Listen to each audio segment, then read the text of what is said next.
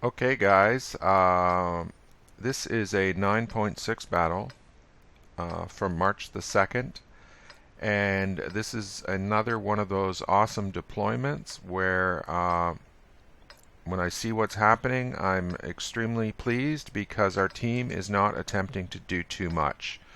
We're not fighting all over the map. Our effort is more concentrated. Now, although I was happy with this deployment. I wasn't happy with the T-92s there. They're not watching the pattern, see? They've already decided where they're going to go. And one of the guys survived. Let's look here, the T-92s. Okay, they were platooned together. Bob 372, his position wasn't terrible, but Spinners back there took up a very bad position, and you'll see that in a minute or two here. Now, what's so great here about this deployment, I'll show you in a few seconds. So I make my first loop here, and I spot a T-110E4 and a T-110E5, and you'll notice that neither of them saw me, which is great. And I'm just going to make another pass here. And you notice I'm completely alone here on this side of the battlefield, which to me is great because oftentimes people will come behind me in ones and twos, and that will lose you the battle right there. And it's much better if it's zero rather than a small force that can be wiped out. And you'll notice our tier 8s are clustering at the base. I was platooned in this battle with striated Manx from Panic, and they did a pretty good job there, the tier 8s hanging out at the base and getting in shots and damage and not getting wiped out for little in return. So I'm going to make a second pass here, and this time I am seen by the IS-7. Now the distance with the camo, okay, I know the number because I wrote it down, is 304 meters. That's too close. I can remain invisible if I stay further than about 325 meters. Provided the vehicles I'm facing have not let their binoculars settle down. They might see me then, but if they're on the move and I stay more than 325 meters approximately, if I keep that distance or more, they won't see me. And there's the shot from the T-110E5. So I'm just going to retreat a little bit. And you'll see we're working mainly just one part of the map, the upper left quadrant there, or upper right quadrant rather, on the mini map, as you'll see. Now Spinners there. This is what I was talking. Whoops. This is what I was talking about earlier. He is going to be visible. Any vehicles that use this depression, this gully here, and move down it, they're going to see him. So unfortunately, Spinners, you've got to observe what your guys are doing and position yourself in relation to their movements. You know, you could have easily selected a better spot, and you have to be aware of that at the start of the battle. So I'm just going to resume action here and try to get some more lights. And you know, when this was going on, you know, I'm totally loving it because this is economy of force, right? These guys, they're taking their time. I mean, all this entire group over here of the enemy, they're not engaged. They're on their way, and we're racking up kills on the other side of the map, right? So, in pubs, you have to be aware of this stuff. We got a bunch of tier 10s here that aren't fighting, and you know, that is how you lose battles. Now, here's a little mistake on my part. I should have veered off earlier, but the good news is that guy exposed himself on the ridge line. Manx just hit him, and he's wiped out, right, by our tier 8s hanging out at the base. So there's an E4, the T-110E5. You know, I'll give it away. The T-57 is coming. The IS-7 is coming here, but they're not fighting, and that's how you lose battles. It's that simple. Now, there's a little bit of fun for me here. You know, I love these sand dunes because it enables me to survive, and I lament the fact that not very many of the maps in World of Tanks offer this kind of action. So see, I can just do this little bit of stuff here. Now this is a dangerous moment.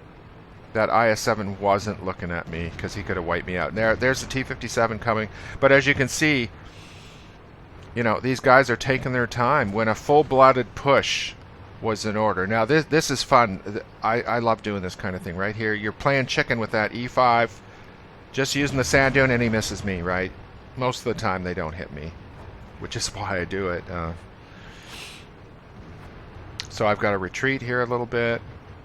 And you'll see our Tier 8s are still guarding the base here. It's hard for them, as you very well know, to deal with these the guns on those Tier 10s, right? The penetration values are pretty devastating to Tier 8s, and that 30 I think is about to get wiped out.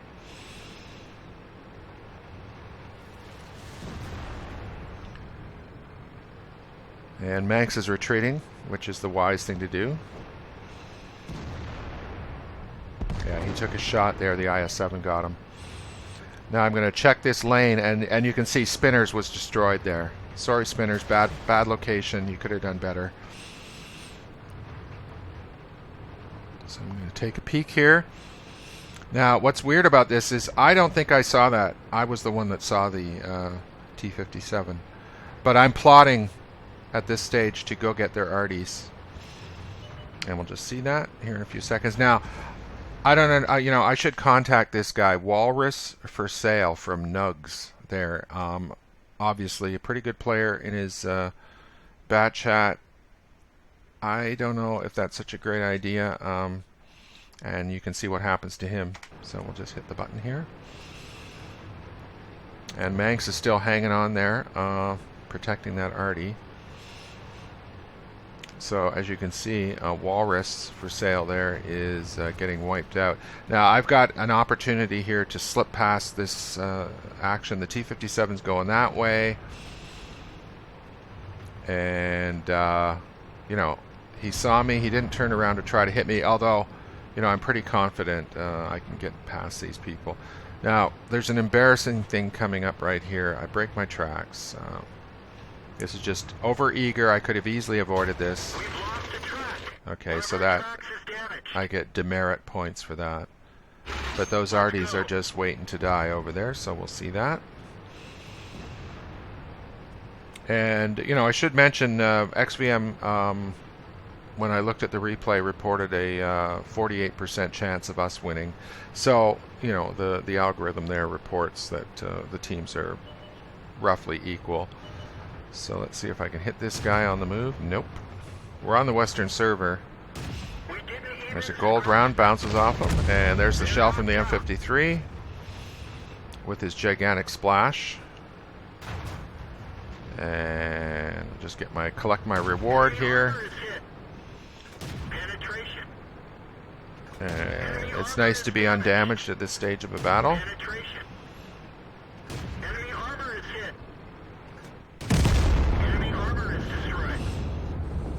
On a map like this, even in my A20, I could have done more or less the same thing,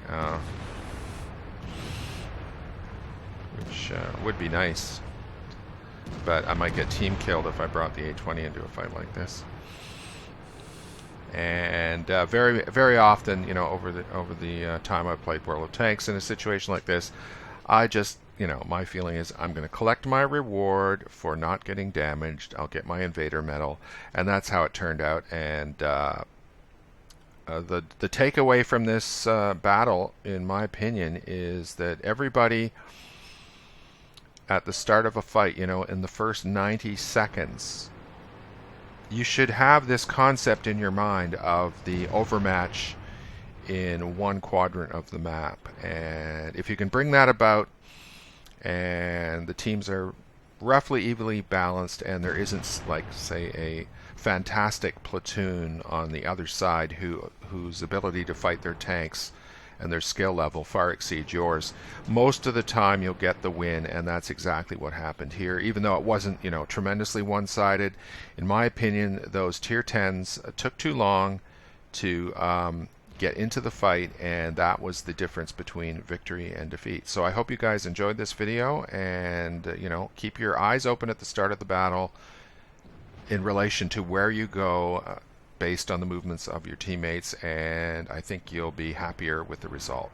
So it's game over, and until next time, good night.